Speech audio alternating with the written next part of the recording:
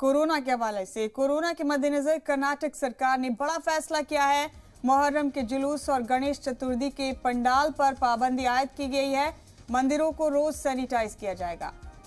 ये आपको एक और बड़ा अपडेट दे रहे हैं हम। कोरोना वबा के हवाले से बड़ा फैसला लिया गया है कर्नाटक में। कर्नाटक सरकार ने बड़ा फैसला लेते हुए मुहर्रम के जुलूस और गणेश चतुर्थी के पंडाल पर पाबंदी आयद कर दी है। इसके अलावा मंदिरों को रोज सैनिटाइज किया जाएगा। ये भी एक बड़ा अपडेट है इस वक्त का।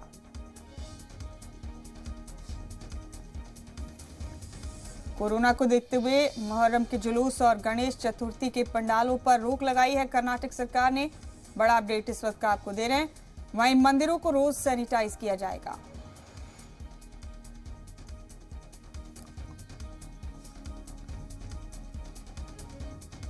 बड़ी खबर दे रहे हैं आपको इस वक्त की।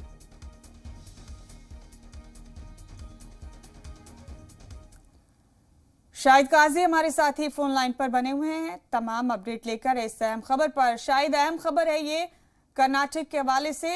यहां पर हुकूमत ने फैसला किया है कि मुहर्रम के जुलूस और गणेश चतुर्थी के पंडालों पर रोक रहेगी ताकि कोरोना जैसी इस जानलेवा वबा को रोका जा सके। मंदिरों को रोज सैनिटाइज किया जाएगा। और कौन कौन सी नई गाइडलाइंस जारी की हैं कर्नाटक हुकूमत ने? जी देखिए, क्योंकि कोरोना का जो तीसरा मरहला है वो आने के इम्कानात दिखा रहे हैं, इंडिकेट दिखा रहा है, क्योंकि लगातार कोरोना के केसेस में इजाफा होता जा रहा है। इसी डर के कारण जो है बम्बई सरकार ने नई गाइडलाइन जारी की है मुहर्रम और गणेश चतुर्थी के लिए। मुहर्रम के लिए ये गाइडलाइन जारी हुई है कि इस मर्तबा मुहर्रम का कोई जुलूस या रैली नहीं होगी और जो पंजे बटाए जाते हैं, जो आलम बैठाए जाते हैं, वो तमाम जो है इंडोर रहेंगे, अंदर रहेंगे और किसी तरह के कब्रिस्तान में मुहर्रम के तकरीबात नहीं होंगे। और साथ ही साथ कोई भी जो बड़ा प्रोग्राम होता है पब्लिक का, उसे भी मना किया गया है। सिर्फ मुहर्रम जो है वो मस्जिद के अंदर, इमाम बाड़ों के अंदर ही मनाया जाएगा, क्योंकि कर्नाटक में इमाम बाड़े बहुत कम है।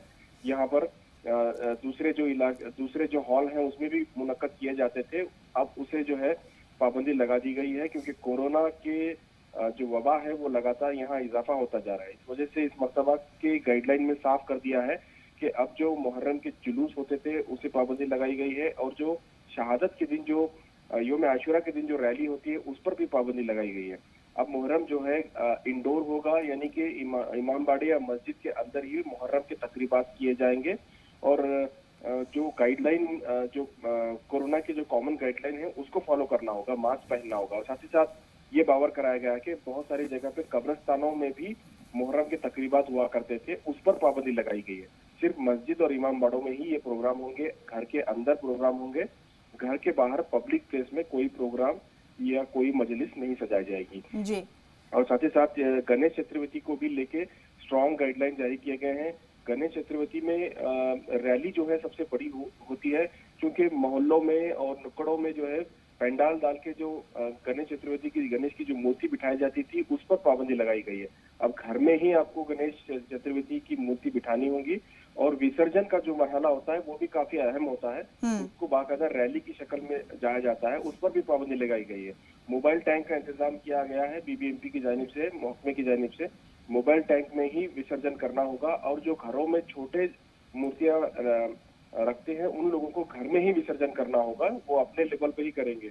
और जो बड़े मूर्तियां जो घर में लगे हैं उन लोगों के लिए मोबाइल टैंक का इंतजाम किया गया है। तो इस तरह से जो जब गणेश मूर्ति की जो रैली होती है शुरुआती दौर में, उस पर भी पाबंदी है और आखिर में जो विसर्जन की रैली होती है उस पर भी पाबंदी है। किसी तरह का कोई पब्लिक प्रोग्राम नहीं।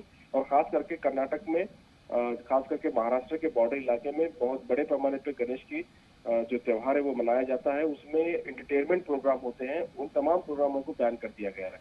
तो गणेश चतुर्थी और मुहर्रम दोनों के लिए गाइडलाइन एक साथ जारी की गई है और दोनों में ये खास बात यही है कि पब्लिक प्रोग्राम के लिए मना किया गया है। अब जो भी प्रोग्राम होंगे वो घर के अंदर होंगे, चार दीवारी के अंदर होंगे और मिनिमम पब्लिक के साथ में होंगे, डिस्टेंस के साथ होंगे, बैच वाइज आपको करना होगा।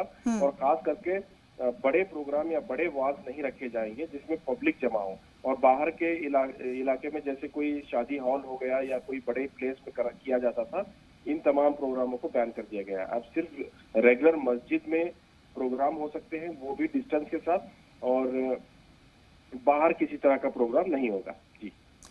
शायद तो फिर इसके बाद रद्द अमल कोई सामने आया है मजहबी रहनुमाओं की जानिब से, वो चाहे मुहर्रम मनाने वाले लोग हों या फिर गणेश चतुर्थी को मानने वाले लोग हों। देखिए, लोग समझ रहे हैं क्योंकि कर्नाटक में अब कोरोना के तीसरे मरहले का डर सता रहा है। ऐसे में लोगों को भी समझ आ रही है बात कि अगर रिस्क लिया जाए तो आने वाले दिनों में फिर से लॉकडाउन को झेलना पड़ेगा।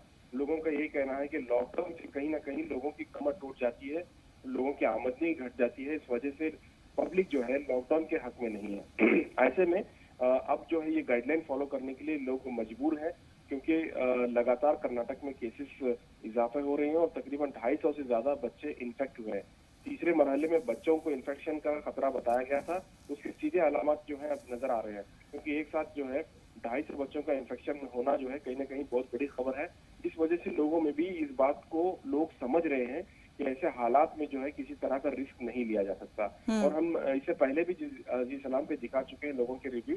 लोगों का यही कहना था कि अगर हुकूमत इजाजत देती है तो ही हम प्रोसेशन करेंगे, रैली करेंगे, अगर नहीं देती है तो हम किसी तरह का रद्द-ए-अमल या नाराजगी जाहिर नहीं करेंगे। तो इससे साफ जाहिर होता है कि लोग कितना खौफजदा हैं इस कोरोना के बीमारी से भी और लॉकडाउन की वजह से भी। तो ऐसे हालात में लोग भी समझ रहे हैं और मुमकिन है कि आने वाले दिनों में इस जो दोनों फेस्टिवल्स को लोग बड़े एहतियात के साथ मनाएंगे और हुकूमत की जो गाइडलाइन है उसे फॉलो करेंगे। शायद कोरोना ने पिछले साल भी लोगों को बेहाल किया हुआ था, पिछले साल भी लॉकडाउन से जूझ रहे थे लोग। क्या इसी तरह की गाइडलाइंस पिछले साल भी दी गई थी कर्नाटक हुकूमत की जानिब से? जी नहीं, देखिए, पिछली मर्तबा मुकम्मल तौर पर बैन था। अब मस्जिदों में भी इजाजत नहीं थी, जिसकी वजह से मुहर्रम को बहुत ही महदूद तरीके से मनाया गया था और गणेश चतुर्थी को भी बिल्कुल महदूद तरीके से मनाया गया था। इस मर्तबा पिछले मर्तबा के मुकाबले में इस मर्तबा हल्की सी छूट है। कम से कम अब मस्जिदों में या घरों के अंदर, मस्जिदों में आप इबादत कर सकते हैं, घरों के अंदर गणेश का त्योहार मना सकते हैं। तो कहीं ना कहीं एक हल्की सी छूट भी है, लोगों में इसकी खुशी भी है कि कम से कम मिनिमम लोगों के साथ तो सेलिब्रेट किया जा सकता है। हाँ, बड़े रैलीज नहीं हो रहे हैं, बड़े वॉज के प्रोग्राम नहीं होंगे, बड़े मजलिसें नहीं सजाए जाएंगे, लेकिन घर के अंदर, मस्जिदों के अंदर ये प्रोग्राम होंगे। कहीं ना कहीं हल्की सी छूट है, उसे ही नेमत समझ रहे हैं। वो समझ रहे हैं कि कम से कम इतनी राहत तो दी है और उम्मीद कर रहे हैं कि आने वाले साल में अगर एहतियात किया जाए तो मुकम्मल तौर पर छूट मिलेगी। आने वाले दिनों में हम बड़े पैमाने पर ये फेस्टिवल मनाएंगे, चाहे खास करके मुहर्रम का जो त्योहार होता है वो काफी लंबा चलता है। 10 दिन तक लगातार प्रोग्राम होते हैं अलग अलग जगह पे, और बिल्कुल इसी तरह का गणेश चतुर्थी का भी त्योहार है, वो भी 10-12 दिन का ही प्रोग्राम होता है, क्योंकि जब गणेश की जब मूर्ति बिठाई जाती है मोहल्लों में, वो एक हफ्ते तक वो रखी जाती है, एक हफ्ते के बाद विसर्जन किया जाता है। तो वो जो पूरा प्रोसेस है उस दौरान लगातार प्रोग्राम हुआ करते हैं। तो ये दोनों ही त्योहार बिल्कुल एक दूसरे से मिले जुले त्योहार हैं और उसी हिसाब से गाइडलाइन जारी की गई है। लोगों में भले ही मायूसी है, लेकिन नाउमीदी नहीं है लोगों में। जी, नाउमीदी नहीं है और ये एक अच्छा साइन है। बहुत शुक्रिया आपका शाहिद, हमारे साथ जुड़ने के लिए इस खबर पर बहुत बहुत शुक्रिया।